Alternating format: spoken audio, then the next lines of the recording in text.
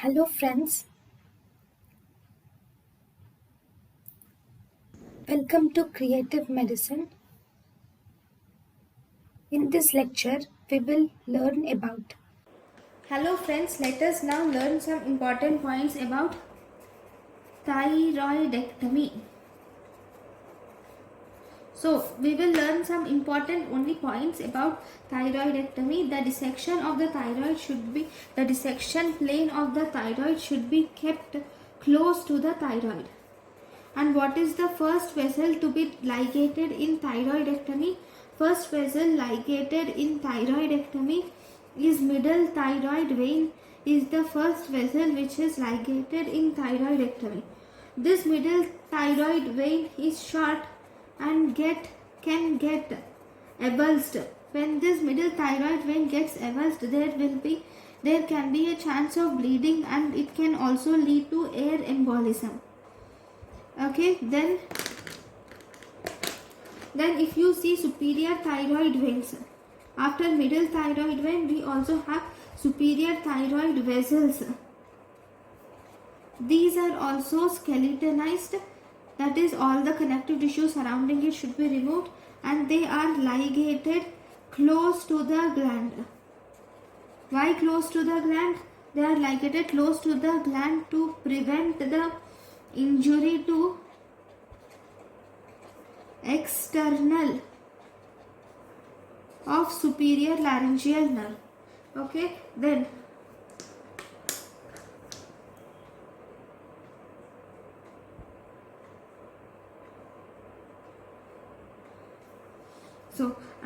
if you see, recurrent laryngeal nerve is present at the cricoid cartilage.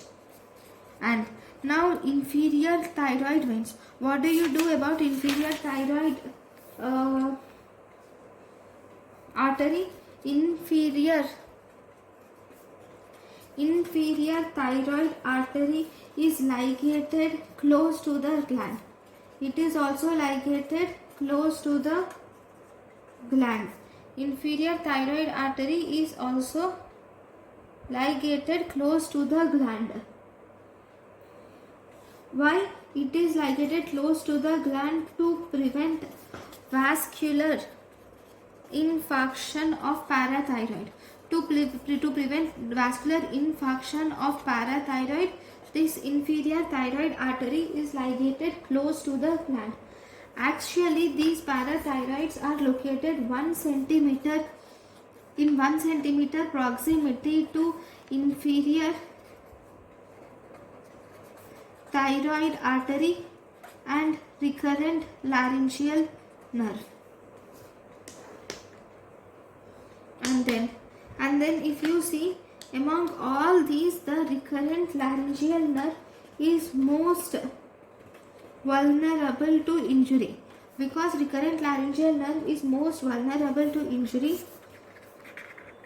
bleeding is always controlled with gentle pressure. Here, use of electrocautery is avoided in this, okay. Then right, what will you do if there is accidental removal of parathyroid? If there is accidental removal of parathyroid gland occurs, then what do you do? Then if there is accidental removal of parathyroid gland, first and foremost confirm it by frozen section. Okay, then that is 1 millimeter of fragments. After that you will make the gland into 1 millimeter of fragments, and then you will transplant the fragments into the sternocleidomastoid. And the site of transplant of these fragments is marked with the help of a marked with silk and clip. Okay, so this is what you do if there is accidental removal of parathyroid gland. Now, what are the complications of thyroidectomy? Whenever there is thyroidectomy, the main complication is there will be hemorrhage. Okay, whenever there is hemorrhage, this results in slippage of why is there hemorrhage? Hemorrhage is mainly because of slippage of ligature from superior thyroid vein. Okay, and bleeding can also occur from muscular artery also.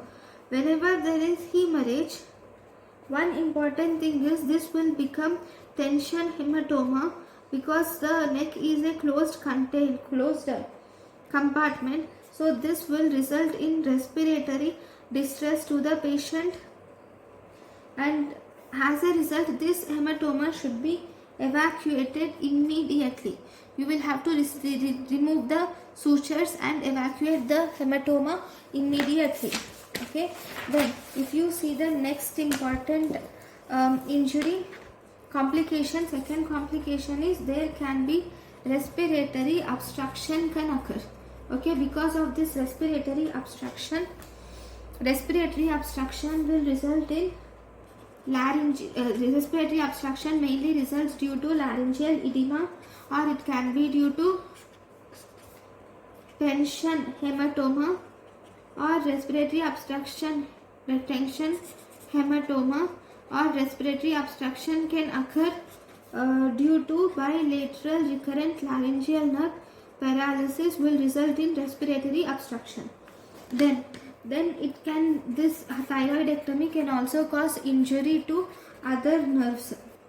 Other nerves which are injured are, most common nerve injured is external laryngeal nerve is the most common nerve injured, followed by recurrent laryngeal nerve, and even Horner's syndrome. Horner's syndrome can also occur. Why? Because of the injury to cervical sympathetic chain can result in Horner's syndrome. Okay, now, so once we have learned about these, then the next complication, if you see, right, then the fourth complication is this can result in parathyroid insufficiency. Okay, why is there parathyroid insufficiency? One, there can be vascular infarction of the gland, or there can be accidental removal of the parathyroid gland. So this parathyroid insufficiency mainly presents in 2 to 5th day after surgery. It is detected by 2 to 5th day after surgery. So here the patient presents with symptoms of circumoral and fingertip numbness is seen. Here the patient also presents with tetany, carpopedal spasm. Okay, the patient presents with laryngeal stridor. Then there are two signs which can be seen. One is Chvostek sign, then we have Trousier sign. So what do you see in Chvostek sign? So in Chvostek sign, we will gently tap the facial nerve. So when you gently tap the facial nerve, this will result in twitching of circumoral muscles is seen. So this is Chvostek sign. Then if you see Trousier sign, on inflation of BP to more than 20 millimeters of Hg above the systolic blood pressure for 3 minutes, this will lead to carpal spasm. Okay, so these are the two signs which you see in hypocalcemia. Then we have management. So in management, so it is two types. One, if the patient presents with acute symptomatic hypocalcemia. If the patient presents with acute symptomatic hypocalcemia, then we should give IV calcium gluconate. If the patient presents with chronic hypocalcemia, then we can give calcium plus vitamin D supplements can be given to the patient. Okay, then These are the important. Then the next complication is fifth complication. There can occur thyroid insufficiency itself. So when there is thyroid insufficiency, it will result in hypothyroidism. Then sixth, it can result in thyrotoxic crisis can occur. Okay, this thyrotoxic crisis can occur inadequate. Why? Because of inadequate pre-operative preparation will result in thyrotoxic crisis. Okay, next if you see, we have seen everything about the surgery, but what about the position?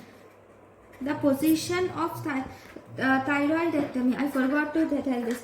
The position is rose position, or we can have barking dog position. Rose position or barking dog position. What is this? This is 30 degrees head up position, where you will place towels are placed below the shoulder blades. Okay, next, what is the advantage of this position? This will result in development of bloodless field. Then what is the disadvantage of this position? This will result in increased risk of air embolism. Okay, now next important thing is types of thyroidectomy. We have even forgotten this. If you see types of thyroidectomy, the types of thyroidectomy are of 5 types. One, we have near total first hemithyroidectomy. In hemithyroidectomy, you will remove one lobe plus isthmus is removed. One lobe plus isthmus is removed. It is also called as lobectomy. So what are you removing here? If this is the thyroid gland, you will remove the isthmus, and also a lobe is removed. Okay, this is hemithyroidectomy. Then we have the next second type, which is subtotal thyroidectomy. In subtotal thyroidectomy, in this you will remove both lobes of thyroid. Both lobes are removed in subtotal thyroidectomy. So if this is the thyroid, you will remove both the lobes are removed, except 3 to 4 grams is left in each lobe. In each lobe 3 to 5 grams is left. So all this is removed, only this 3 to 5 grams part is left. Okay, then we have third one, which is near total thyroidectomy. In this near total thyroidectomy, only less than 1 gram of thyroid is left. Okay, this is also left adjacent to recurrent laryngeal nerve at ligament of Berry. It is left adjacent to recurrent laryngeal nerve at ligament of Berry. It is seen in near total thyroidectomy. So if this is the thyroid gland, only here a small portion adjacent to recurrent laryngeal nerve is left, the rest all is resected, is removed. Then the fourth important type is Hartley. It is a named procedure. This is Hartley-Dunhill procedure. What is this Hartley-Dunhill procedure? In this, it is actually a modification. It is a modification of subtotal thyroidectomy. Okay, it is a modification of subtotal thyroidectomy, where you will remove the one lobe, plus you will remove the isthmus, and then you will remove the second lobe. But this removal of second lobe is only partially removed. 4 to 6 grams of the tissue is left in the second lobe. In the second lobe, 4 to 6 grams of the tissue is left. Okay, so this is Hartley-Dunhill procedure. So if you see, You will remove the first lobe completely. You will remove isthmus completely, and in the second lobe, partially it is removed. So almost 4 to 6 grams of this tissue is left. This tissue is left in the second lobe. Okay, this is Hartley Dunhill procedure. Then the fifth type is total thyroidectomy. In total thyroidectomy, you will remove all the visible thyroid tissue. Okay, you will remove all the visible thyroid tissue. So this is about the thyroidectomy. Thank you for watching. Thank you, and thank you for watching.